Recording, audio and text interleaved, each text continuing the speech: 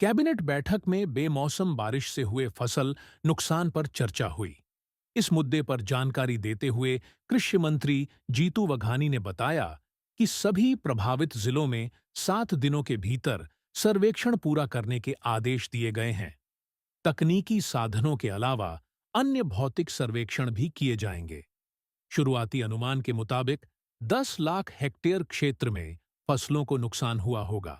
ભાવનગર, ગીર સોમનાથ, નવસારી, સુરત, તાપી અને કેટલોક ભાગ વલસાડનો જ્યાં અતિ ભારે વરસાદ છે, પણ ઇફેક્ટેડ લગભગ બધા જિલ્લાઓ લગભગ છે, કારણ કે થોડો વરસાદ આવે, મેં કહ્યું એમ કે આ પાણી એવું પાણી છે કે થોડો વરસાદ આવે તો પણ પાકને નુકસાન થાય છે. તમારા માધ્યમથી હું આશ્વસ્ત કરું છું ખેડૂતોને, કેટલા પણ હેક્ટર હોય, કેટલું પણ ઉત્પાદન થવાનું હોય, એના બધા જ અંદાજો સાથે કોઈ પણ અસરગ્રસ્ત રહી નહીં જાય.